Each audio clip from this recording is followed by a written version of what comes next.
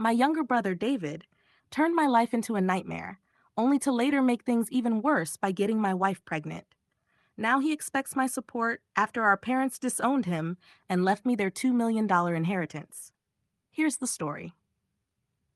David has always held a grudge against me, though not for reasons you might expect. If you think it's about jealousy, you're wrong. He was the golden child in our family. Our mother pampered him relentlessly. She cooked for him, did his laundry, and even asked me to help him with his schoolwork, claiming it was my duty as his older sibling. I, however, was expected to fend for myself, which I accepted as I valued my independence. But perhaps my accommodating nature only encouraged David's selfishness. He never lent a hand when I needed support, but didn't hesitate to demand my help when it suited him.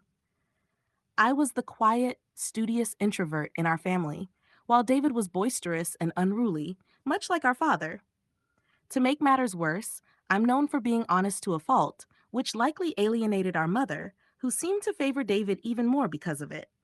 Growing up, I didn't mind the favoritism, but David's behavior toward me crossed the line. He mocked me for wearing glasses and being shorter than him, read my private diary, and tattled to our mother about its contents. When I confronted him or sought our parents' support, they brushed off his actions, claiming that's just how brothers are. But it didn't stop at pranks. David once put stones in my cereal. Thankfully, I discovered them before biting down, and even attempted to set my hair on fire during high school. When I told my mom, she defended him, saying, "He's just playing." Dad, however, finally took a stand and threatened to call the police. That moment was a turning point. For the first time, David faced consequences. Dad then became my unexpected ally. He admitted he had hoped David would outgrow his behavior, but was starting to see him for the bully he truly was. This acknowledgement meant the world to me. Dad even spoke to my school principal to address the bullying I faced and enrolled me in MMA classes, encouraging me to build confidence and stand up for myself. The training transformed me, both physically and mentally. I became more assertive and less willing to tolerate David's antics. One day, after catching him stealing my hard-earned allowance, I confronted him. When he mocked me, I punched him in the face, retrieved my money, and stood my ground. Our mother, predictably, scolded me for not being a better role model, but my father sided with me, warning David that theft would have far harsher consequences in the real world. From that point on, my relationship with David was strained, but I no longer let him walk all over me. Despite everything, I could never have predicted how much worse things would get when he betrayed me in the most personal way possible. David began isolating himself after that incident.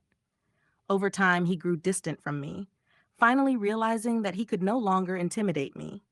Even our father had stopped tolerating his antics.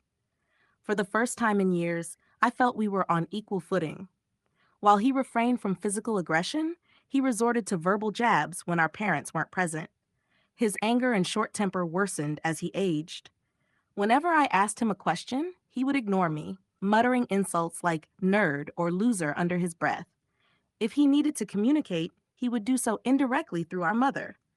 When I asked her why he refused to talk to me, she simply urged me to be patient and understanding. It was hard to tell whether his behavior stemmed from adolescence or genuine resentment. Eventually, his hostility became unbearable, and I couldn't wait to leave home. Despite my repeated requests for my mother to mediate a conversation between us, she refused, claiming she didn't want to take sides. When I pressed her for answers about his behavior, she avoided the topic altogether. Leaving for university on a scholarship as one of the top students was a bittersweet moment. My father threw me a celebratory party, and even my mother seemed proud. David, however, remained aloof and indifferent, barely acknowledging my accomplishments. As I left, I felt a mix of excitement about the new chapter ahead and relief to escape the toxic home environment. University was a breath of fresh air.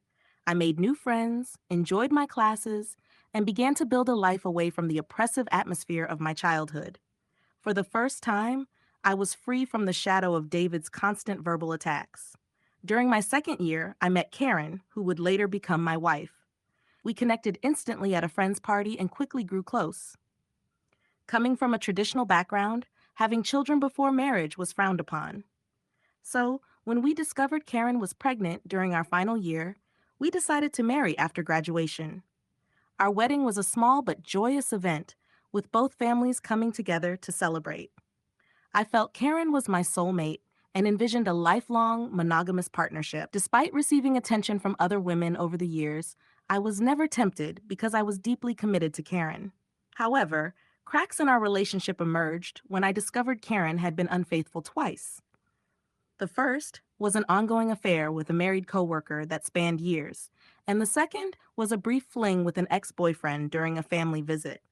Though devastated, I chose forgiveness, wanting to keep our family intact. I believed we could move past her mistakes, especially since they occurred when we were young. For a time, our marriage seemed to stabilize. I worked hard to rebuild trust, even though doubt lingered in the back of my mind. 4 years had passed since her second betrayal, and I felt confident in giving her another chance. Karen appeared to have changed, and we started making plans for the future. 3 months ago, however, everything unraveled. Karen confessed to having a long-term affair and revealed the shocking possibility that our son might not be mine. Her admission hit me like a tidal wave, leaving me reeling with betrayal and disbelief. When I confronted her, her detached demeanor only deepened the pain.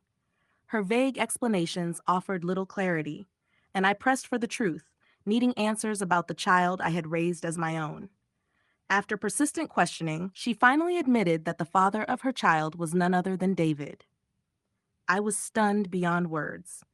Karen explained that she and David had grown close when I introduced her to my family during the holidays.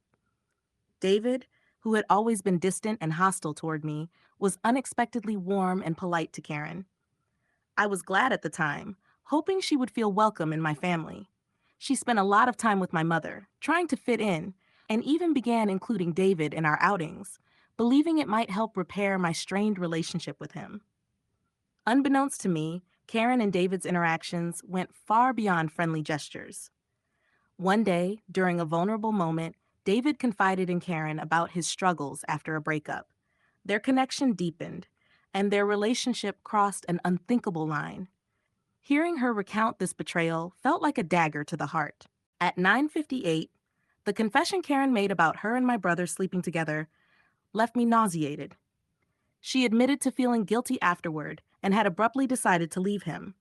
This explained her sudden choice to return home instead of spending New Year's with me. Despite my attempts to persuade her to stay, she was resolute about leaving. When we reunited at college after the holidays, Karen seemed her usual bubbly self, so I didn't push for explanations. 2 weeks later, we discovered she was expecting a child. Karen confessed she wasn't sure if the baby was mine or David's, and since there was no way to confirm, she decided to remain with me, deeming me the more reliable brother. That was why we got married. My world felt like it was falling apart. The son I cherished might not even be biologically mine. When I confronted Karen about whether she had been intimate with David recently, she hesitated before admitting they had always kept in touch. Their undeniable chemistry had led them to secret rendezvous at hotels under the pretense of working late. She admitted that nearly half of her business trips were, in reality, romantic escapes with him. When I asked why she chose to marry me if she desired my brother, she explained that she didn't want to be the one to end our relationship. She saw me as a loving father figure for our child and opted to stay. Karen admitted her actions were a mistake and claimed she didn't know how to stop.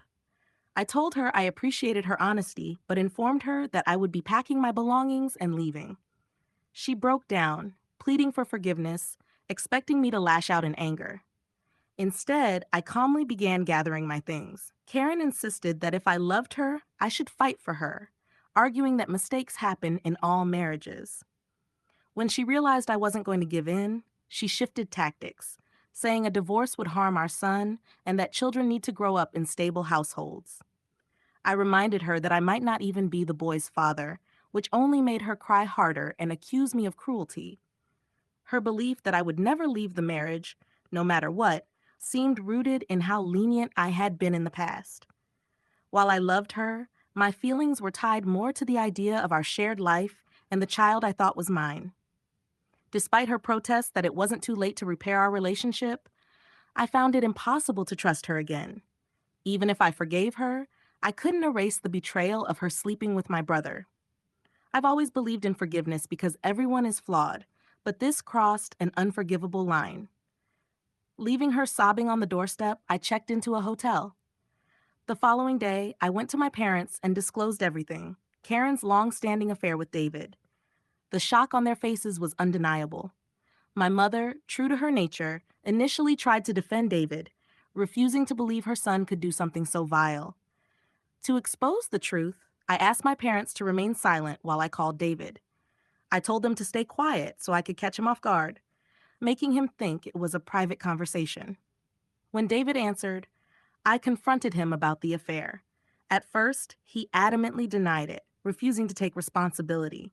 But when I told him Karen had already confessed, he switched to blaming her, calling her names and portraying himself as the victim. He even claimed it wasn't his fault that women found him irresistible and declared himself the better-looking brother. I warned him I would reveal everything, but he scoffed, taunting me that no one would believe me because he was the family's golden boy. I laughed at his arrogance, thanking him for inadvertently admitting the truth. Hearing everything, my parents were stunned. My father, typically reserved, couldn't conceal his disappointment. He took the phone and addressed David directly. David, what you've done isn't just a betrayal of your brother. It's a betrayal of this entire family. You've not only hurt him deeply, but destroyed the trust and unity we've always valued. From today, you're cut off from the college fund and any financial support. It's time for you to face the consequences of your actions. As my father's words echoed in the room, I watched David falter. For once, the roles were reversed, and he was the one exposed and humiliated. Let me know if you want further adjustments or refinements. The ultimate vindication came when I revealed his true nature, and it became clear that he had severely underestimated the repercussions of his actions.